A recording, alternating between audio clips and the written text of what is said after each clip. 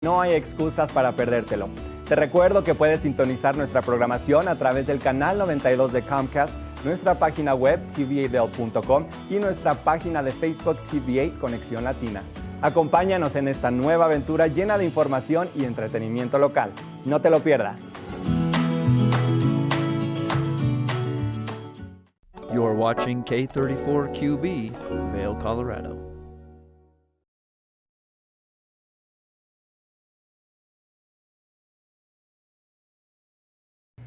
Happy Saturday, January 6th. I'm your host, Kimberly Perot, on this morning's edition of Good Morning Vail. We've got the Colorado Snow Sports Museum in honor of all of this snowfall coming down, plus Robbie giving us the weekend sports update, and we're getting business savvy in 2024 with adventures in coaching. So hour one of Good Morning Vail starts right now.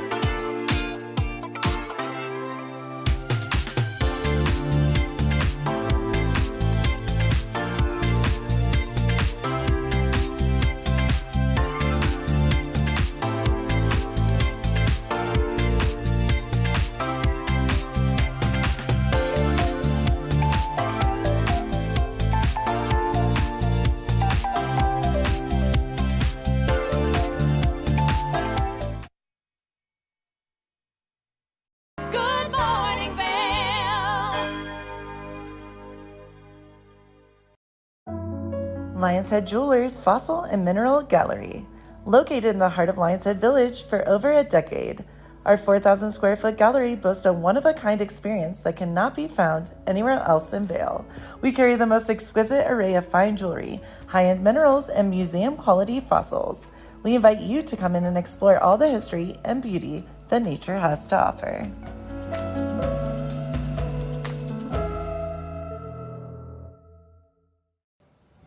Hi, it's Julio from TV8 Vail. Do you ever wonder why our tagline is "There's more for you on 92"? Because we're always bringing you more. More Good Morning Vail from 7 a.m. to 9 a.m. all year long. More local coverage with Vail Vibes and Covered Bridge on TV8.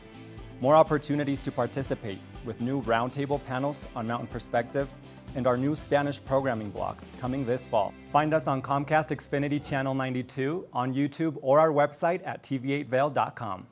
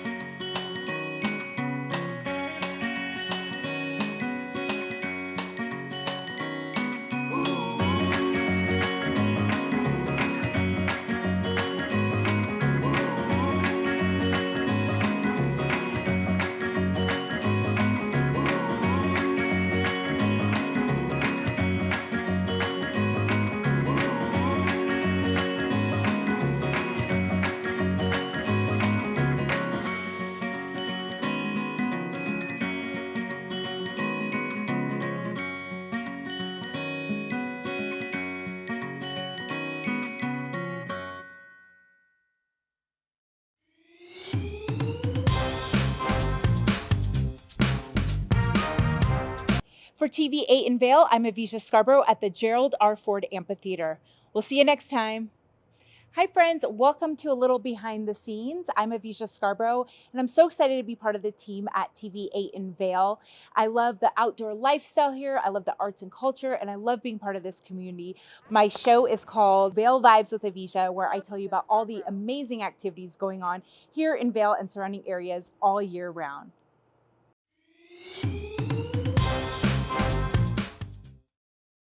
Good morning, Vail.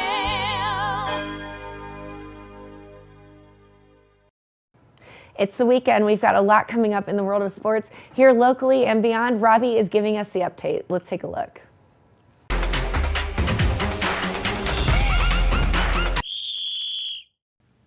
Well, the students are just now getting back from winter break, which means the high school hoop season will resume shortly in the new year. So let's take a look at the standings right now here in the Valley. Starting off with Battle Mountain High boys basketball, the Huskies are having a tough season so far. They've only amounted one win on the season and have fallen 7 times this year. Their only win came against Regis Groff, and since that win in early December, Battle Mountain High boys basketball has fallen in 5 straight games. Their first game of the new year is at home against Grand Junction, where they'll look to start fresh. Tip-off will come Saturday at 2 p.m. Now, Battle Mountain High girls basketball is looking a little better than the boys team as they sit at 3-4 on the year. The Huskies went into holiday break on a 2-game win streak and will look to continue that momentum into the new year. Their first game in 2024 will come against Grand Junction on Saturday, and that tip-off is scheduled for 12:30 p.m. In Gypsum, Eagle Valley High boys basketball has started off their season much better than their rival Battle Mountain over in Edwards. The Devils are batting .500 on the year as they sit 4-4 on the season. However, they lost 2 of their most recent games before holiday break. Now, Eagle Valley girls basketball has played one more game than the guys team as they sit at 4-5 on the season. Most recently, the Devils squared off on the hardwood against Fruita Monument, where they fell hard, but before that game, they put up back-to-back wins. Their first game of the new year is against Delta.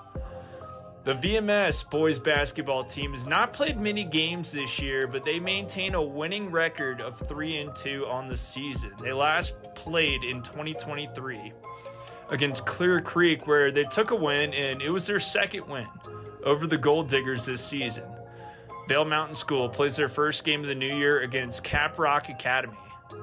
Vail Christian boys basketball has had a rough season so far under new head coach Andrew Newman. The Saints are sitting at 2-4 on the year and have lost their last 2 games straight. In their most recent matchup, Vail Christian squared off against Meeker, where they fell 62-33 at home. There's still time for the Saints to turn it around though, however. Vail Christian girls basketball also has a new head coach. Savannah Webster's team is sitting at 1-3 on the season and have fallen in their last 3 games. They'll also need to start picking up the pace in the new year.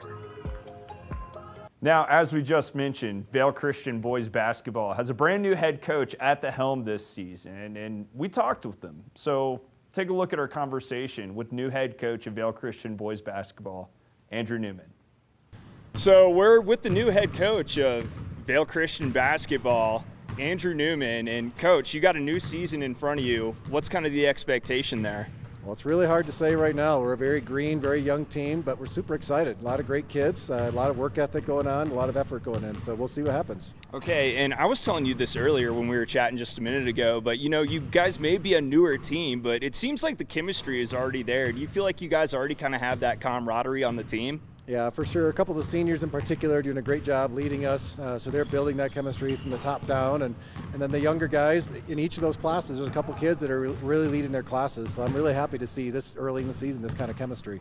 Okay, in what ways will those seniors come together? You mentioned you have 3, Jack Pryor, Will Newman. How do you think those guys are going to kind of come together and lead this team this season?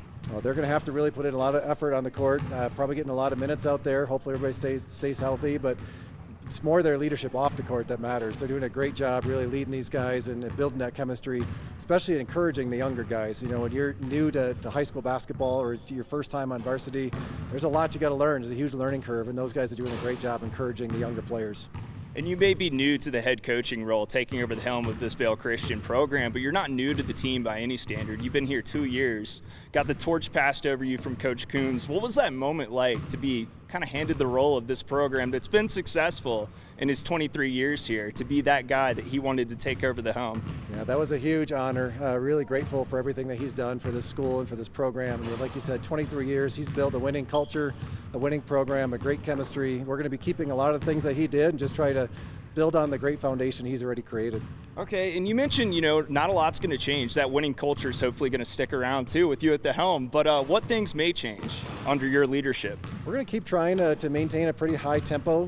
This valley is a valley that has a lot of great athletes. We've got a lot of great athletes on this team, so can work really hard to keep pushing the tempo and really working to have a high character team that in everything we do, we're trying to reflect the values of this school.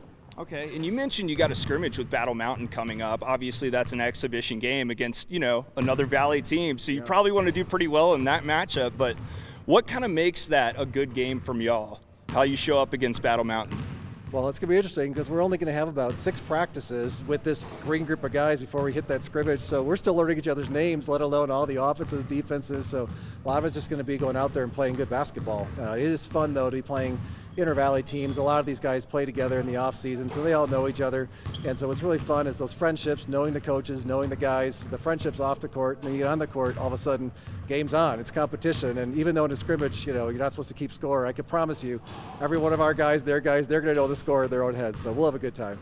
And speaking about playing, inter-valley teams, you guys play Vail Mountain School twice a year. That's the big rivalry in this valley for y'all.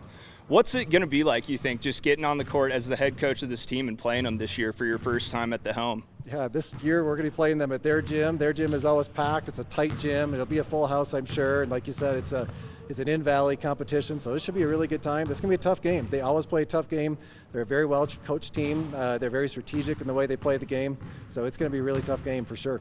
How have you kind of grown to appreciate this rivalry between Vail Christian and Vail Mountain School in your 2 years prior to taking over this team? Well, it's always one of the games we have circled on our calendar, and I'm sure they do as well. It's just a good time. I mean, off the court, you want to be able to say you won that game this year, so they'll have a great program. They always have a great program. Hopefully we'll be strong as well, and it should be a really tight game. Okay, and you mentioned Plateau Valley this season as being a big contender. Obviously, you may have a little bit of a sour taste in your mouth after last season, but what are you looking to get out of that matchup this year with them? Well, we're going to learn a lot where we stand. They're third game of the season, so we have the home opener, and then we've got them on the 5th of December. And as you mentioned, they beat us twice in a row last year, 2 out of 3 games in a row. So that'll be a really tough team. They've got most of their starting lineup returning from that state team that went to state last year, and it'll be a really good way for us to find out, where we stand compared to the rest of the conference, and where we stand even in terms of being a potential state contender. Mm-hmm. And this may be the hardest question I ask you all day, but if you could just narrow it down, what do you think you're looking forward to the most in this new season? Wow. I just honestly enjoy being on the court with these guys. I mean, it's an awesome group of guys. I've mentioned I grew up in a gym basically with my dad being a coach, and so the chance just to be in the gym with a great group of guys, obviously the competition, doing a little bit of mentoring along the way, and I hope we get a couple wins as well. That'd be great. Awesome. Thanks, Coach. Anything you want to add? No, just grateful for the opportunity. All right, thank you. Awesome, thank you. Well, over at Keystone, the brand new Bergman Express lift has officially opened to the public for the 2023-24 season. Keystone Resort opened the entirety of Bergman Bowl with the new chairlift, allowing guests to explore over 250 acres of high alpine skiing and riding, including one of the nation's highest green trails, 10 Mile. Once terrain in Erickson Bowl opens, the total acreage accessed by the new chairlift will be about 555 acres. While Bergman and Erickson Bowls have previously been open for hike to skiing and riding access at the resort, much of Keystone's hike to bowl terrain has largely gone underutilized. For the first time ever now, both Bergman and Erickson Bowls are accessible by lift to a variety of skiers and riders at the resort. Bergman Express allows guests to easily lap the mellow and welcoming terrain in the Bergman Bowl, as well as access more advanced terrain in Erickson Bowl that connects back to the Outback Express and Wayback lifts. So, in addition to the new lift, the project also includes a new sustainable patrol hut, new snowmaking infrastructure in the lower parts of the Bergman Bowl, and a brand new trail map to reflect the reimagined ski experience in Keystone's High Alpine. Bergman Express is Keystone Resort's first lift access expansion since the Outback Express debuted in 1991, more than 30 years ago. So exciting news there over at Keystone. Really excited to hit those back bowls there as well. But make sure to continue coming back to us for all the latest sports coverage here in the Valley and beyond. We'll see you next time. Eyepieces of Vail has been a fixture in the Vail community for over 30 years. From designer frames and sunglasses to high-performance sports frames, prescription goggles, and in-demand accessories like helmets, goggle lenses, and foldable reading glasses, our inventory raises the optical bar. Visit one of our 7 locations today and see why generations of loyal customers return time after time for our unmatched service and inventory. Eyepieces, the art of vision. My name is Tyler Alvarez. I work here at Sweet Basil in Vail. I'm a bartender here. I originally came to Vail to snowboard. I slept on my sister and my cousin's couch for what was supposed to be a week, turned into 2 months, and then I found my own spot, and then kind of made friends and worked different places in the valley and kind of just fell in love with it more and more every single day, and ended up finding my way to Sweet Basil through some friends who worked here and all the great things that I heard about it. And yeah, I've been here for 4 years now. It's hard to wake up in Vail and be upset when you look outside. It's just beautiful. My favorite part about working at Sweet Basil is definitely that I could be proud about everything that we're putting out, whether it's food, drinks.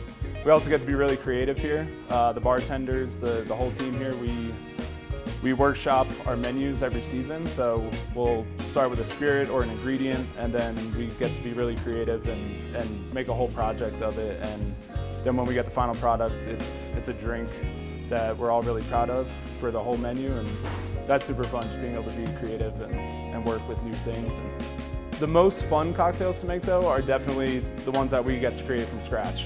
When people take a sip and say, oh my God, this is delicious, or they just love it.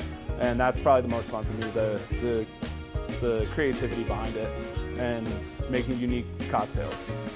That, for me, that would be the most fun drink to make, just the one that you start from scratch and then people are excited about. I'm Tyler, I live and work in Vail. Come see me at Sweet Basil.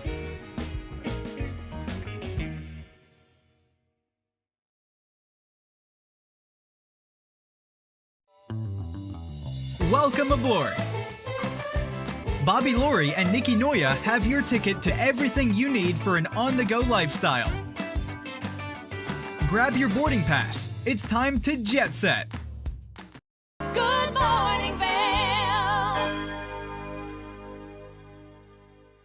So many sports happening. We've got the Colorado Snow Sports Museum, which covers not only the Vail Valley, but Colorado sports and beyond. Kevin had a conversation with them, so let's take a look. Good morning, Vail.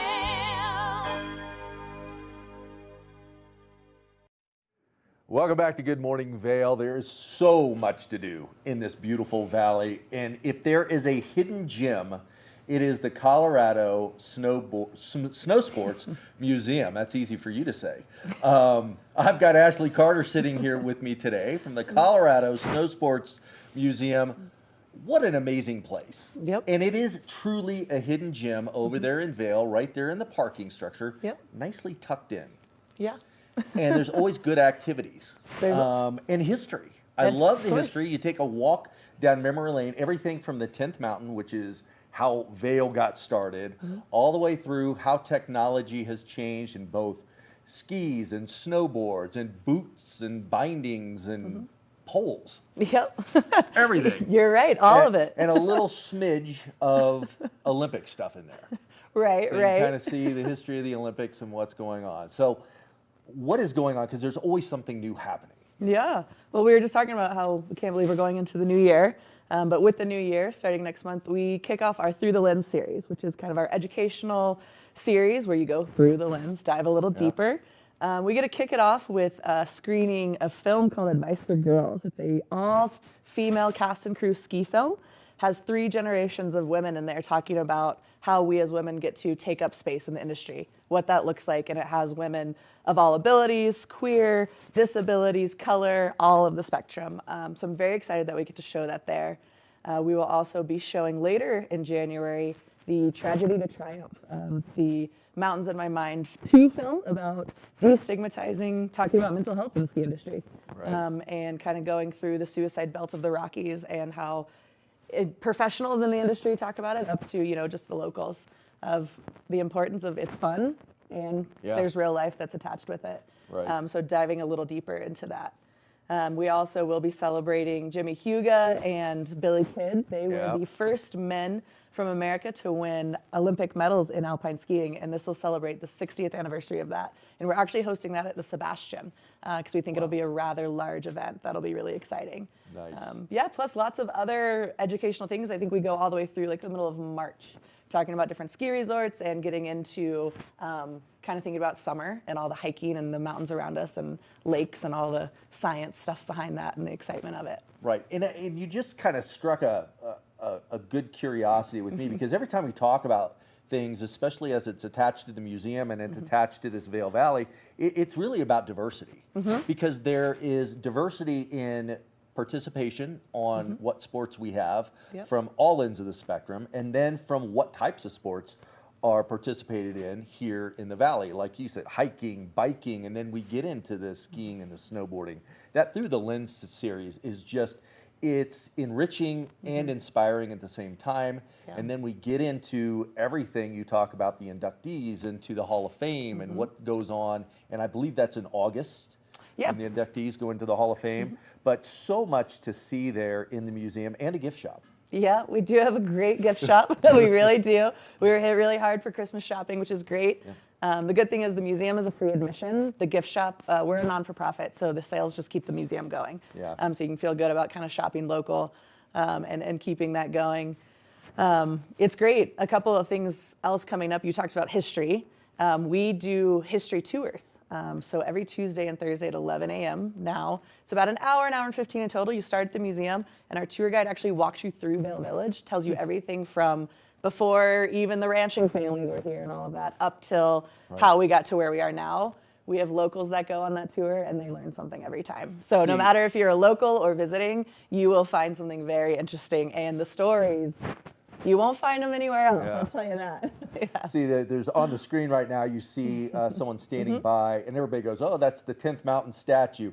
It's more of a monument of, of those men that participated, and then the supporting women, and everybody that really started Vail Valley and the Vail Mountains, because it's not that old. No, it's not. I mean, we just celebrated 60 years, So it's rather new in that sense. But the 10th Mountain Soldiers actually contributed to 62 ski hills when they came back from the war, not just Vail. So you get to learn about Vail specifically, but really how their influence is, our industry wouldn't be here without them. And so because of that, we've been spending time recently collecting all of these photos and letters and whatnot to update our 10th Mountain exhibit in the museum. It is an exhibit called Letters Home, where you can actually, it's a touch screen, you can scroll through the glossary, find soldiers that were in it, and whatever we have on hand, photos, letters, anything, it kind of brings it to life, and you get to put your hands on it.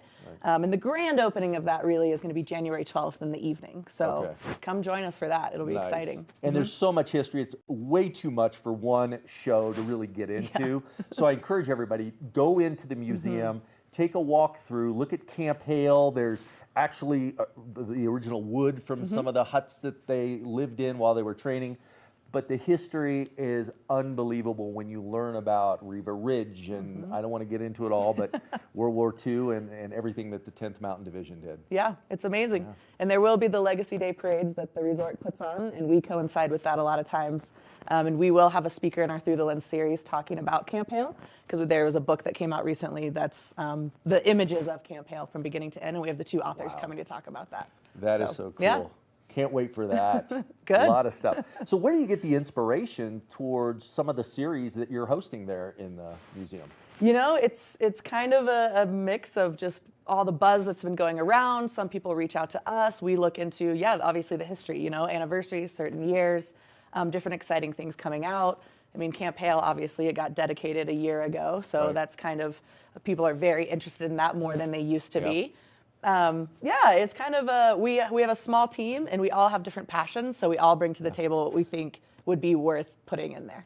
Yeah. Which is a whole nother thing to go into the Snow Sports Museum and learn about, because the passionate people in there can take you and walk you around and show you every single thing that Snow Sports Museum has to offer. Yeah, it's exciting. Well, Ashley, thank you so much for coming in today and sharing all the great series that are taking part there in the museum for either locals or visitors to the Valley to go participate in.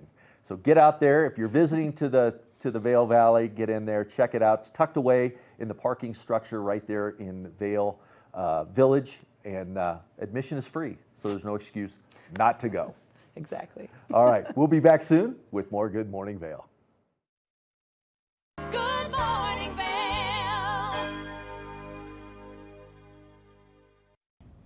Did you know that all Eagle County residents and visitors can get a free Eagle Valley Library District card? All you need is a photo ID. You get our online databases and resources, free music, free streaming, all from wherever you have internet access. Free audiobooks and e-audiobooks straight to your phone. Go into your Eagle Valley Library District branch today and get your library card. Familia, estamos muy emocionados de por fin presentarles nuestro nuevo programa completamente en español, Conexión Latina, que se estrena este lunes 21 de agosto a partir de las 7 de la tarde. Por el momento, el programa se transmitirá los lunes, miércoles y viernes de 7 a 7 y media de la tarde, con una repetición de 7 y media a 8, así que no hay excusas para perdértelo. Te recuerdo que puedes sintonizar nuestra programación a través del canal 92 de Comcast, nuestra página web tv8vail.com y nuestra página de Facebook TV8 Conexión Latina. Acompáñanos en esta nueva aventura llena de información y entretenimiento local. No te lo pierdas.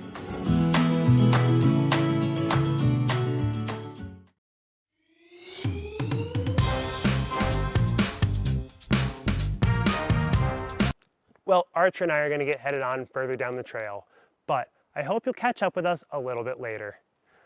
Hi, I'm Ben Roof, and I'm one of the new hosts here at TV8. I'm so excited to share all of my explorations throughout the Vail Valley with my dog Archer, where we'll be taking you to hiking trails, biking trails, maybe we'll go rafting, fishing, or whatever else we can come up with. I'm so excited to share all of that with you in my new segment, Outdoor Adventures. Don't forget to catch up with us every day right here at TV8 Vail or at tv8vail.com, because there's always more for you on 92.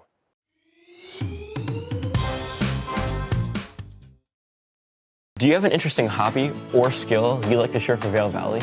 We want to hear from you. We're looking for people to share their musical, artistic, culinary, woodworking, athletic, or technical talents on Good Morning Vail. If you'd like to share your talents with the community, email Danielle at tv8vail.com. Join the community conversation. There's more for you on 92. Join us on board the Leadville Railroad Winter Express. Stay cozy in our heated lounge cars. Marvel at the stunning winter landscape. Sip delicious hot chocolate. Don't forget to check out our new specials. Book today at leadvillerailroad.com. Good morning, Vail.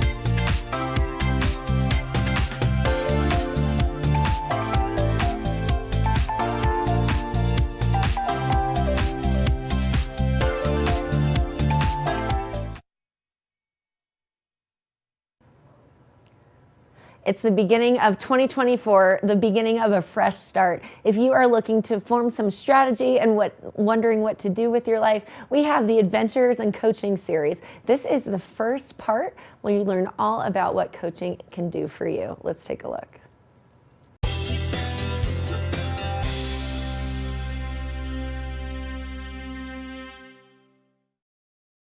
Welcome to TV8's newest segment. It's called Adventures in Coaching, and it's here to help you grow personally and professionally. And we've got Kim Smith, the expert, joining us. Kim, thank you so much for being here. Thanks so much for having me. I'm excited to be here and talk to you about all of this. I'm excited to have you here only because I think powerful women are my most favorite thing, and you are definitely a force to be reckoned with here in our community. So I'm very excited to have you. Thank you. Now, let's just dive right into it because we've got a lot of things that we're going to cover over the expansion of some time here on the couch. And so my first question is, what is coaching? That is a great question, Maddie. And, you know, a lot of people, I think, are confused a little bit about that. And I just want to clarify that what it's not therapy, it's not advice, and it's not sports coaching, although we do take a lot of things from sports coaching. In other words, really trying to push you beyond maybe your limits and to set goals and to hold you accountable to, you know, what you decide is important to you. Which I think a lot of people in certain areas start to struggle with. And so what is your story and how did you get into coaching? Yeah, that's a great question also. You know, for me, it really came naturally. I was always, even as a young person, really trying to help people and interested in helping, you know, them improve their lives. And I had a long career in marketing and sales, and I worked in on the agency side of things, and in the snow sports industry, and then in tourism. And all the while, I had this like small voice in my head that kept saying, you know, you really want to help people more. How do you get out there and do that? And you know, while I was loving my career and I had climbed the ladder, so to speak, and had a lot of accomplishments, there were things that just started to, you know, resonate with me outside of those careers, and really getting into helping people was one of those things that just kept bubbling up and saying, you know, why don't you go ahead and take a leap of faith and do this? And so I finally decided to leave my career and get certified in coaching. And I had a couple of iterations as I went through all of that, and I'm now doing that full time, and I'm absolutely loving it. And it's really where I get, you know, my joy and my purpose is around helping others to really reach their potential. Which is so cool because you hear of these people that are empaths and they spend their time filling other people's cup in order to fill their own cup, and it sounds like you get the pleasure of doing that in your career. And because you spent so much time in this corporate world, you also have this kind of mindset of how you can help people grow professionally. Exactly.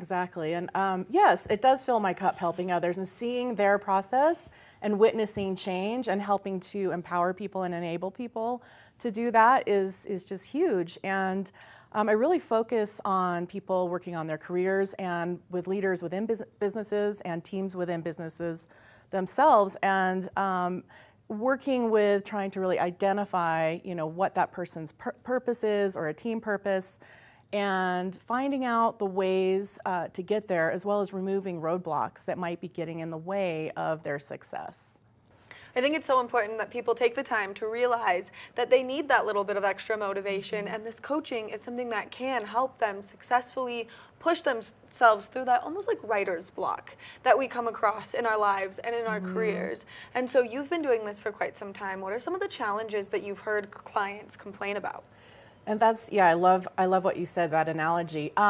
You know, people come to me because they are maybe feeling stuck in what they want to do. Maybe they've had an idea germinating in their head for a long time. They just don't know how to get it from here to, you know, there and then move it forward. And I think that's pretty normal. A lot of us have ideas and think like, oh, I want to do this. I want to work on my career. I maybe want to go into an entrepreneurial business. How do I get there? And rather than just continually, you know, ruminating about it, a coach will really help you pull that out, figure out what's important, how do we take those next steps, and what do those look like, and then how can you hold yourself accountable? And a coach will help hold you accountable to those goals that you've set up. Which I think is something that so many people lack, the discipline of taking the things from their brain, putting them on paper, and then executing them. I know that I really struggle with that in certain areas of my life, and so just to have that little bit of extra motivation helps so much. Now, as people are starting to kind of get a coach and work through these processes, what are some of the things that they can expect from the coach? So first of all, I really, I'll do an intake, so to speak, to, or discovery, whatever we want to call it, but looking at, what is going on and where do you think you want to go? And oftentimes what happens through the process is we find out that what you think you might want to do isn't really aligned with your purpose and what what will really make you successful. So I'll usually take a step back at that point and look at what is that person's purpose? Have they ever decided what that is, or have they ever clarified that for themselves? Because that can be your foundation. And we'll go into purpose a little bit more in another segment, but that's really, I like to start there and kind of dig around. And, I was saying that, it's not so much about looking at your past, but oftentimes there are things in our past that are holding us back from success. Maybe, we don't really know why they're there, or they're a limiting belief. You might have heard that term, limiting beliefs, or little gremlins that are saying, oh, I'm not good enough, or I've got self-doubt around this. Those mean voices in your head that sometimes you got to work towards shutting off. Yeah, and so those come up inevitably with everybody I work with. And so we do take a look at that and try to, create the courage to walk through a lot of those fears, or, real, or maybe they're made up fears. Maybe something really did happen in the past that we need to look at. But whatever it is, that's always been a part of, or that will be a part of the conversation. Now, as people are starting to get interested in getting a coach, what's the time frame like when you guys start working together to when you can kind of execute this plan to move forward? I like to say that about a 9-week session, or group of sessions, is where you really start to see progress. So if somebody says, oh, I'm going to go to a coach 1 or 2 times, oh, it didn't work, I'm moving on. It's like you've got to give it some time, because more and more things will be revealed as you're working through things. It's not just a one and done. That being said, I don't look at coaching as, like sometimes therapists, work with somebody for years and years.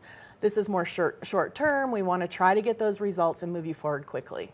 And seeing a coach is like dating someone. You can't just go on 2 dates and be like, this isn't for me. You have to spend some time to get to know them, because you do have to set those boundaries and really learn each other and how you guys work well with each other. It's like forming a whole new relationship. It really is. It really is. And it's amazing, like the first time people tend to really not want to talk too much, or they don't know what to talk about. But that's my job, to start really pulling that out of the person, make them feel comfortable, and figure out, where they really want to go and why.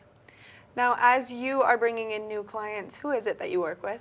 So I call myself a career and business success coach. So I work with people that are working on their careers, looking to make change. Maybe there's a transition that they want to go to another business and they don't know what that industry is, or they want to grow within their own organization. And I also work with businesses that are, maybe they have leaders inside the organization that, they would like to have coached. As well as teams, to develop synergy amongst that team, to be able to move that team forward based on their purpose and their goals and desires. So, which I think is so cool. It's like having one of those group projects in school where maybe someone feels like they have to pull a majority of the weight. To have someone like you come in and then delegate a little bit more clearly and bring that team together to work better together so that everything just can start to roll forward is really cool. Now, as you're kind of coaching these teams, do you feel like you ever have any challenges with a larger group of people? Oh, absolutely, because there's always 1 or 2 people that are like, why am I here? I don't want to be here. And, they've got their body language, arms crossed, and they're not sure that, why they're there. And, I can, when I'm working with groups or teams, I will coach people individually, with the whole team. And sometimes I'll just have to pull them aside and say, hey, what's going on for you? And, I really try to meet people where they are at and figure out what's going on for them. Because ideally with a team, you want to get everybody on the same page. But yeah, there's people that we're humans, right? We're going to bring our stuff, everything that we have from our whole life, into work, into our business. So, yeah. I mean, I think what you do is so incredible, and I also think that it's always those people that you see that are so closed off that eventually come around, and they're the ones who benefit the most because you totally change their perspectives on from where they started to where they are in your sessions. Right. And I think that's a really good point there, because coaching, a lot of it is about reframing a situation. And instead of being like, you know, oh, poor me, this has happened, or I'm not happy with this or whatever, looking at it from different points of view can help you look at the opportunity versus the problem. Which I think that perspective shift is probably one of the largest benefits from getting a coach. And so now, as we're talking about benefits of coaching, what are some of the other ones that people can expect from kind of going through this tribulation with you? I would definitely say, you know, determining what your purpose is, you know, your why, your reason for being, finding out like what it is that you want to do, and, you know, how can you bring that purpose into your workplace or into your life, you know, and it's really, you know, a matter of kind of going through some of those things, but also getting results. I mean, ultimately, coaching is about getting results and taking action, moving you forward, and holding you accountable. So I can't, you know, everybody's journey is different. That's why I call it Adventures in Coaching. It's an adventure, you know, there's never a straight line from like what you think is in here to your final goal. You're always going to be zigzagging and finding different ways. And I think some people think that it's like, oh, one straight shot, but it's important to know that, you know, it does take some time, and to give yourself permission to, you know, explore a little bit over here if you think that that's interesting, or maybe this didn't work out exactly as you thought. So what is it, and how do we get back on track? I think these are all such great benefits that people could really use in their day-to-day life, but also in their personal and professional development. Now, we're going to do a few of these sessions, so what other things can we expect from Adventures in Coaching? So coming up next is going to be, we're going to be talking about purpose and mission and why that's so important. I'll be talking about leadership skills, you know, women in business and the challenges that women have in business. You know, some things around communication, emotional intelligence, and just, you know, figuring out like how to set goals and how do you really hold yourself accountable to those goals. So those are just a few of the things we'll be talking about. Kim, I'm so excited to continue to spend time with you so I can keep learning from you just from sitting here. I think what you do is so incredible. And like I said earlier, I think you are a force to be reckoned with. Thank you. It's fantastic to be here. I really appreciate it. Make sure that you continue to stay tuned, as we are going to continue our adventures in coaching, only because we're here to help you with your personal and your professional development. We're going to take a short break, and when we come back, we've got more of the show, so stay tuned.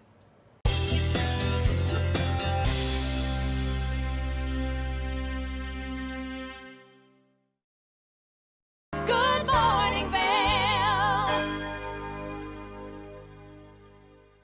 Nap Harvest, your local marketplace for fresh, locally produced products. Our indoor farmers market is open 7 days a week, featuring locally grown organic produce, prepared meals, honey from our Nap Nectar hive, furniture, cutting boards, and much more. We source and sell locally grown and produced products from the Vail and Roaring Fork Valleys.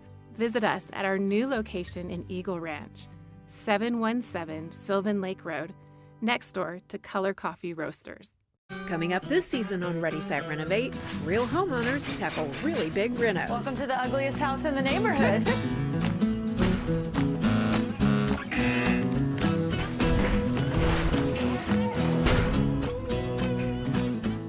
It's a wild ride from before to after. If we go to the tile store one more time, only one of us is coming out alive. Well, I didn't know he was going to do all that. Between the budget and the timeline, it's makeover madness. When you're in Vail, you're in vacation mode, and you need a flexible home tour experience that fits into your schedule. We transformed how you view and buy homes in the Vail Valley. With immersive, cutting-edge technology, you can explore properties 10 times faster. In our lounge, we guide you through this digital world on a 16-foot screen where you can imagine your next home in comparison to your favorite recreational spots. Say goodbye to multi-day home tours and hello to a quick stop between your other plans.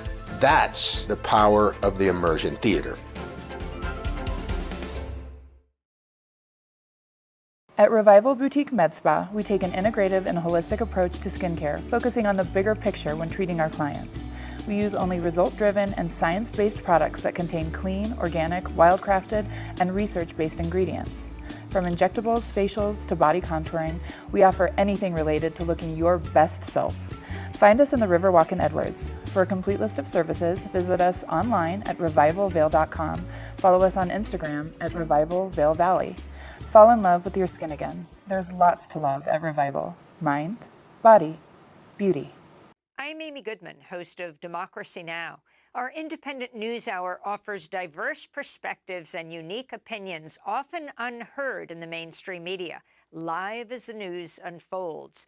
Tune in for Democracy Now!, the War and Peace Report, weekday mornings at 9 and evenings at 6 on TV8 Vail, Comcast Xfinity Channel 92.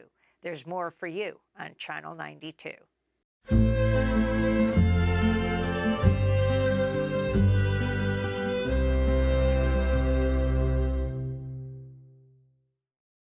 Good morning, Vail. Welcome back to the show. Now, if you are trying to figure out what's next in your life or what you're doing here, we've got What is Your Purpose, the next segment in our Adventure in Coaching series.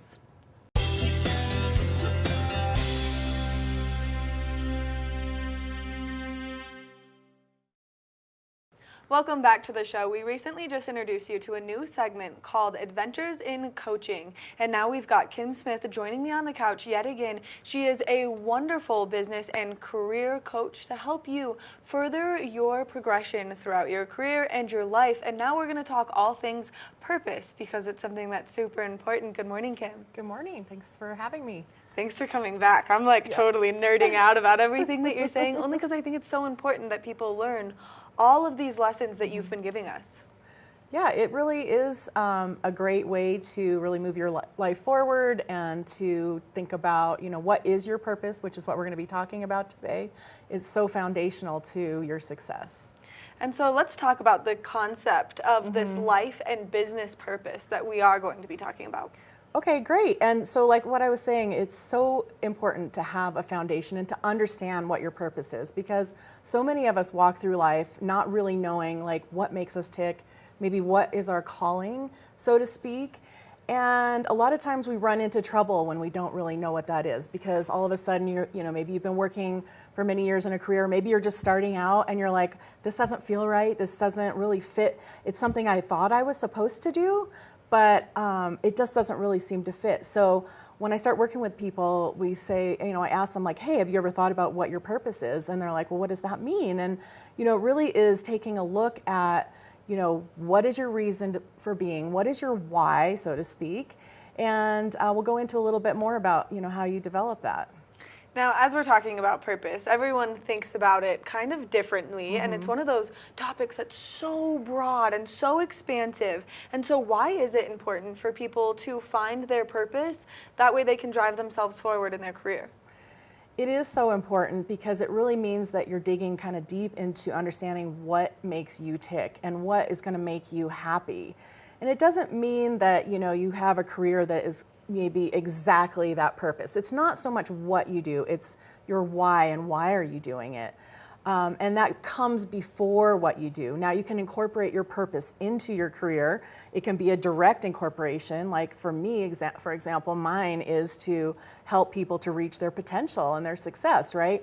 So I do that full time. But prior to this, I brought that into my career, in my marketing and sales careers, and said, I was with a mindset of like, how can I help people succeed?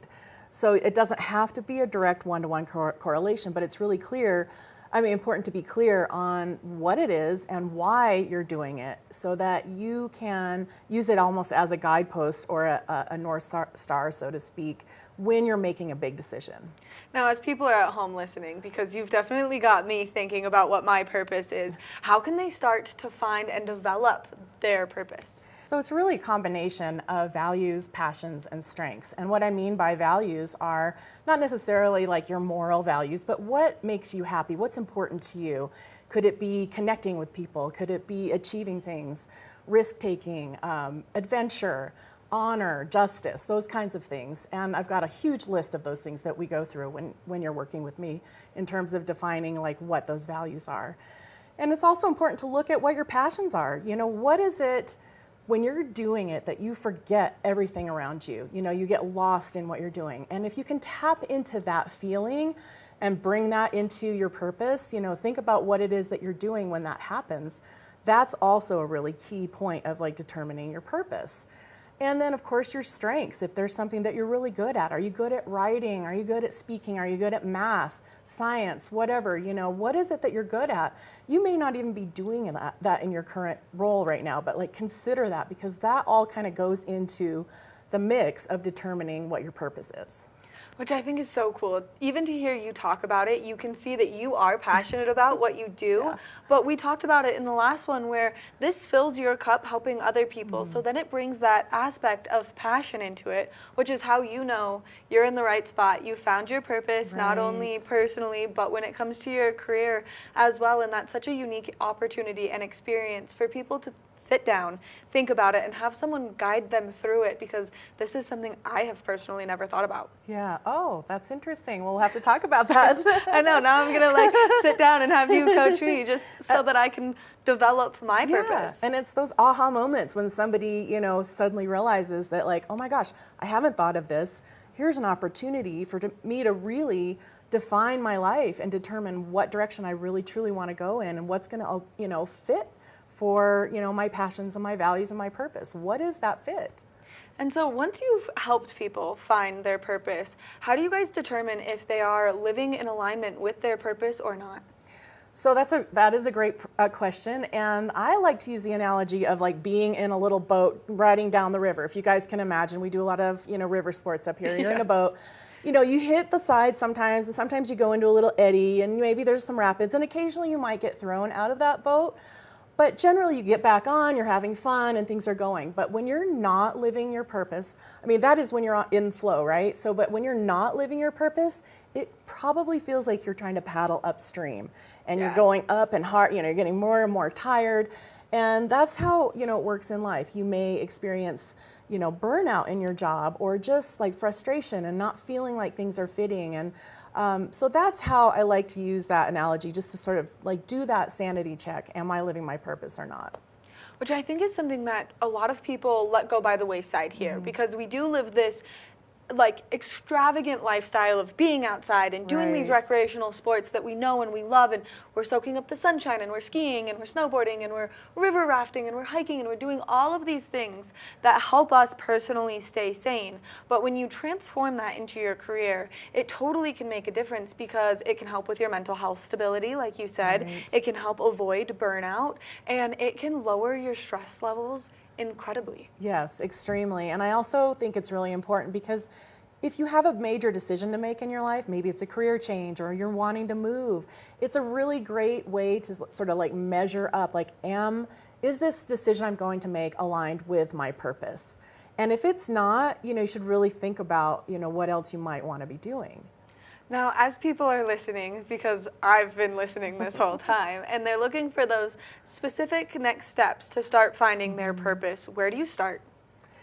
So the specific next steps are to really think about, again, you know, what are your values, and what is it that is making you passionate about something? What do you love doing? And when you're doing it, you're like in that zone, right? You're in the flow. So that's, you know, you can certainly go, there's a lot online about like how to determine your purpose, but I've come up with a methodology that I think breaks it down a lot more simply than what I'm able to find online. And it's confusing. I mean, there's a lot of information out there, from individual purpose to business purpose to mission and vision.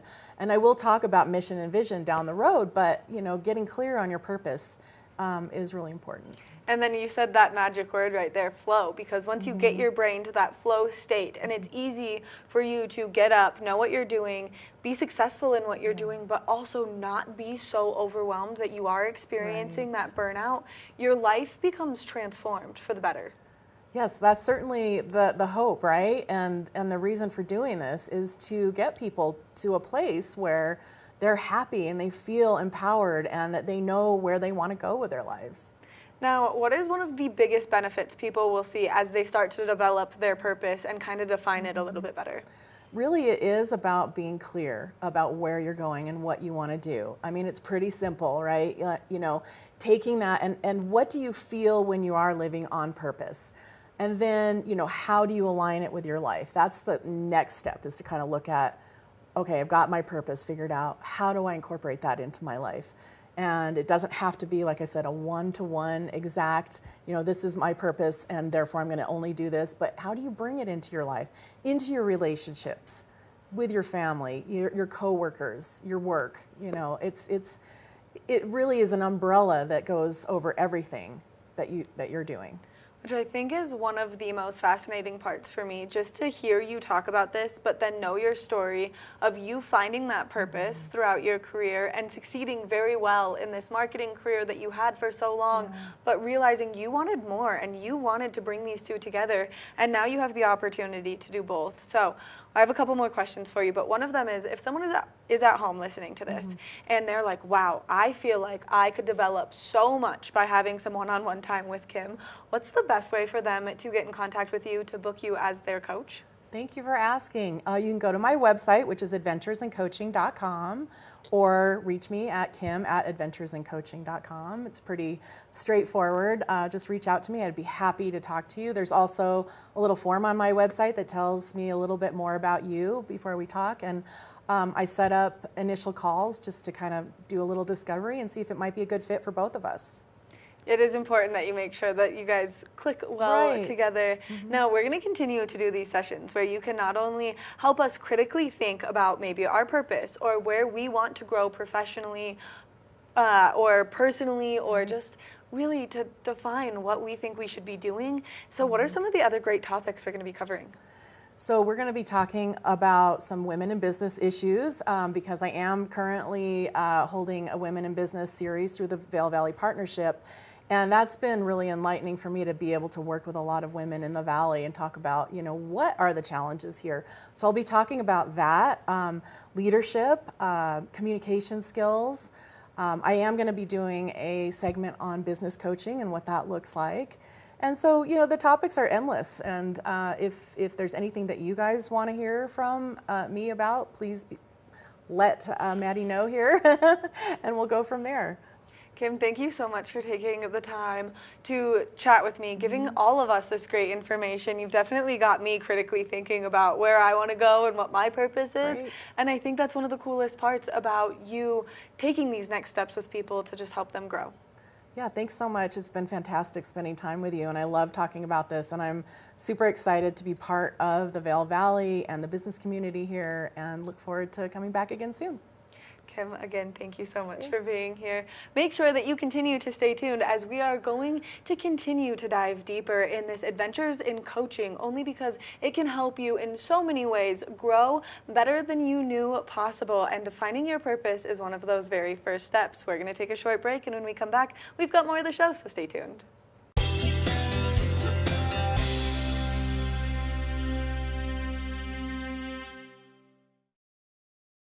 Good morning, Vail.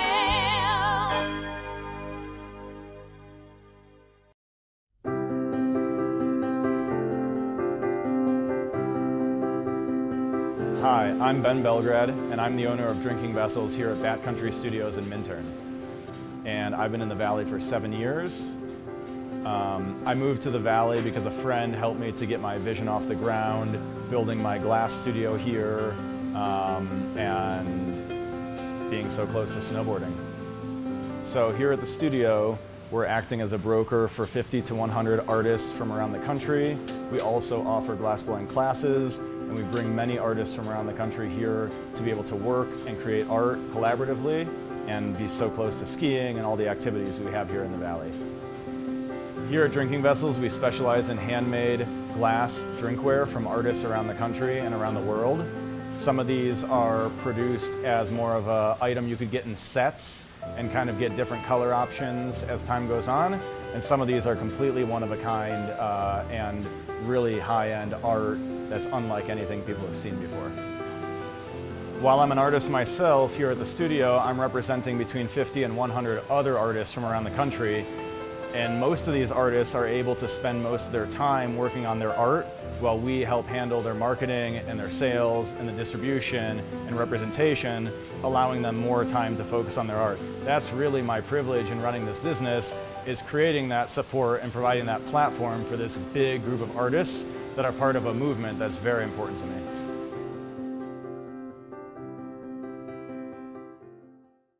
TV8, there's more for you on 92. Serving the local community 24 hours a day, 7 days a week. You're watching K34QB, Vail, Colorado.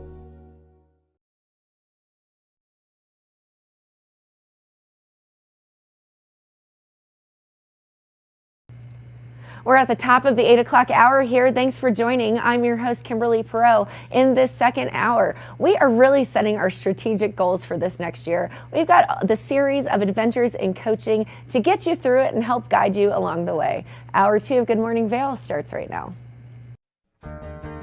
Get up, get ready to start your day. The mountains are calling you out to play. Come on, we'll make you feel right at home.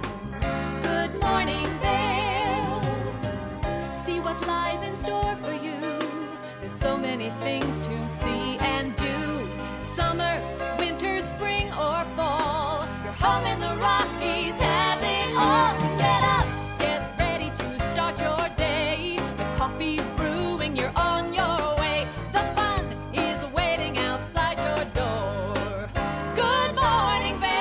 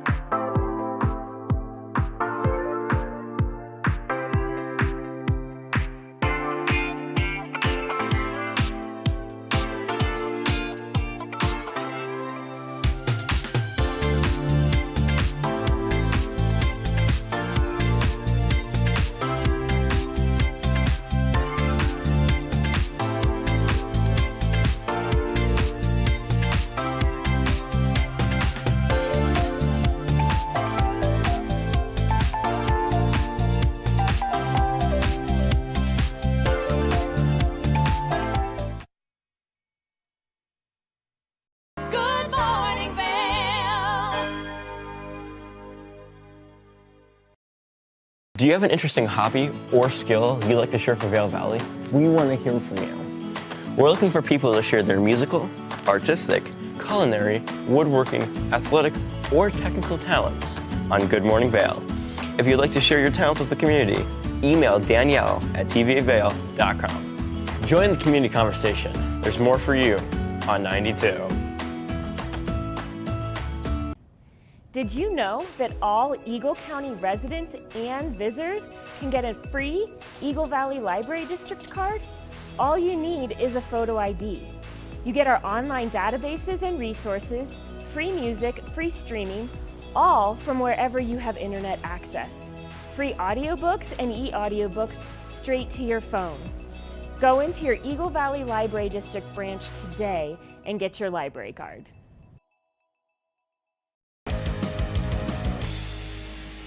Welcome to Street Magic. I'm Elizabeth Stanton with some of the most terrifying stunts, extraordinary extreme escapes, and the most amazing cutting-edge magicians you'll ever see in one show. Get ready to have your mind turned inside out. The hand is definitely quicker than the eye. It's fake! It's fake!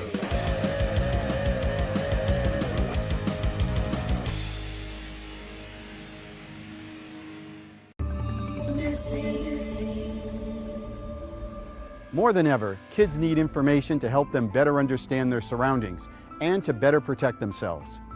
Each week, this program works with the various law enforcement agencies across the country and the National Center for Missing and Exploited Children, spotlighting several missing cases, hoping someone, like you, might have information that will lead to finding these individuals.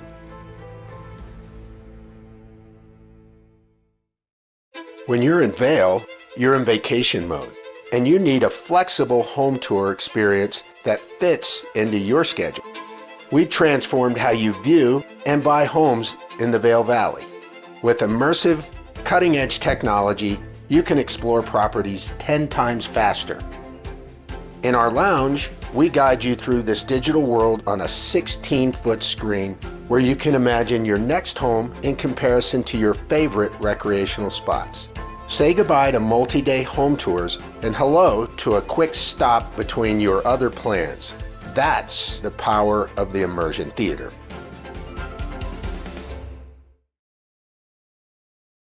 Are you looking for exciting and nutritious recipes to cook at home? Watch Colorful Cooking with Tracy Miller on TV8 Vail. Tracy brings you the best in fresh and healthy foods for the active outdoor lifestyle. Stream online at tv8vail.com or find us on Comcast Xfinity Channel 92. There's more for you on 92. Good morning, Vail.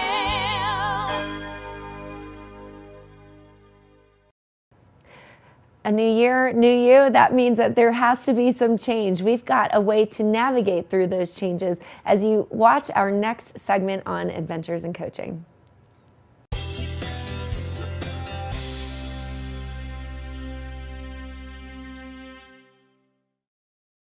Welcome back to the show. Now, a segment that we do here, it's called Adventures in Coaching. And Kim Smith is here to join us and talk about all of these wonderful next steps that we could come across in our life. And today we're talking about the importance of change and what that can look like throughout not only your personal life, but through your career as well. Good morning, Kim. Morning, Maddie. Thanks again for having me. It's great to be here. We love having you here only because I feel like you give such great information for not only personal growth, but for professional growth as well. And so you've taken us through some very important steps already, from finding your purpose to making sure what you're doing for yourself and for your career has a meaning to you. Yeah, exactly. We've gone through what it looks like to have a purpose and to define that, as well as trying to start aligning it with what you're doing in your life. And today's topic on change is going to be more focused on our careers. And sometimes change can be scary. So let's talk about what those initial steps of change look like. Yeah, sure. First of all, we have to identify if we want to make a change. And sometimes things like being really unhappy in your job, or maybe things just aren't feeling right, or maybe you've been in your job for a long time and you're saying like, maybe there's something else out there for me. Those can signify reasons for change, as well as, if you've been working on your purpose, that can really give you maybe a new direction to say like, hey, I really need to better align with my purpose now. And why do so many people have a hard time making that change when they know it's going to better their lives and better their career path? Yeah, it's a very normal thing to really kind of get stuck when we're wanting to make change, because let's face it, we all kind of get stuck in a rut and we get comfortable with what we're doing, and it's hard to maybe put ourselves out there and take a little bit more of a risk to better align with what we want to do or to achieve some new goal. And there's a lot of things that you have to put into consideration, and especially if you're going to make such a large change, because humans, we're creatures of habit. We like to stick in that pattern that we start. And so when you stay with a job for a long time, you start that pattern, whether it's waking up early or it's staying up late. And then to completely switch that can be really scary for some people. So can you give us an example of this? So I like to think of, and I'm talking a little bit more about bigger change right now, but the metaphor of maybe climbing a mountain, and I know a lot of people here in the Vail Valley can relate to this. You're at the base of a 14er and you're looking at the top, and it's like, it's this huge peak, and you're like, how can I make it up there? Am I strong enough? Maybe I don't have the fortitude that I need or the training that I need to get up there. And, it's really about, rather than focusing just at that top part of the mountain, breaking it into those baby steps. I mean, what do you do when you start to prepare for climbing a mountain? You make sure you have the right equipment, right? You have a map and a compass or a GPS, whatever it is you're using, and, food to fuel your journey. And without that, you can't even really begin to start thinking about it. So it's the same when you're trying to make change on a big goal, or, change your career or something that, you may have that goal. It's very important to have that end goal, but you also really need to break down the steps to get there so that you can start making those. And one of the things that might really hold you back is maybe fear of change and fear of success or even failure. There's a lot of fears that can come out as a result of that. So all things to think about. Definitely all things to think about, and especially with the other segments that we've done with you where we've talked about really finding your purpose, because one of my favorite things to chat with you about is how you knew you loved helping people, and then you brought that to your career, and now you have a career that's not only self-fulfilling because you're pouring into your own cup as you're getting to help other people, but then you do get to do what you love and you're very successful at it. Yeah, thanks for recognizing that. And, you know, it wasn't an easy change for me at all. You know, I had a long career in sales and marketing, and I was very comfortable in that. And I had, you know, done, you know, a lot of great things in my career. So it was really hard to say, hey, maybe there's something else out there for me. But I just couldn't ignore that, you know, those small voices that kept saying there's something else, there's something else. And so when I finally did take that leap of faith, so to speak, you know, I didn't just do it and start right away with what I'm doing today. I worked with a coach. I went through the steps. I identified 3 or 4 things that I thought I might really want to do and started eliminating those based on my values and other things that were important to me, where I finally landed on, you know, being a full-time coach. And I just love it. It makes a lot of sense to me now. And, you know, should I have done it earlier? Perhaps. But all of those experiences I had leading up to this point got me to where I am today, and they all inform and help me with what I'm doing, not only with my career, but when I'm helping others. Now, as people are gearing up to make this change and they're starting to talk about the possibilities, what are the questions that they should be asking themselves when they do want to make a change? Sure, and it's, you know, there is a lot that goes into it, and a lot of times you're not clear exactly on what it is you want to do or how to do it. So I always go back to, does the change you're thinking about really align with your purpose? And if you haven't done that purpose work, you know, go back and take a look at some of that. But does it align? And then second, you know, what are the risks? Every change has some risks there. And, you know, what does that involve for you? Even making a simple pros and cons list can help you get really clear on, you know, should I do it or should I not? And then I always like to say, you know, what are the benefits of making this change? You know, what are you going to gain from it? And because generally you're making change because you want to, right? You see the benefits, but getting clear on what those are is important.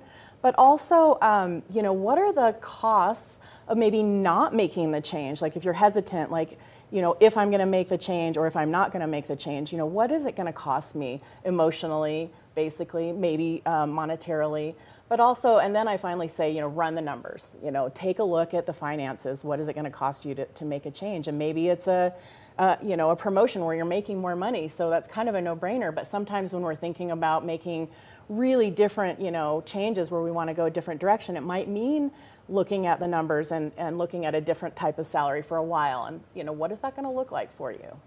Which I think these are all great things to sit down with yourself and really work through. The pros and cons list is one of my favorite things to do, and especially just for any life event that could make that significant change. Now, as people are starting to think about making this change, what are some of the steps that they should be taking to start the process? Yeah, so once you figure out that this is something that you really want to do, I say, you know, take a look at that end goal and start building the steps to getting there. So you're saying, all right, the first step is this and the second step is that, and then build out the plans underneath each step, because, you know, it's a long, long way from getting, you know, that idea from here into, you know, to the chair over there, right? There's a gap there. Right. And a lot of people think like, oh, I can just do that, but there are steps.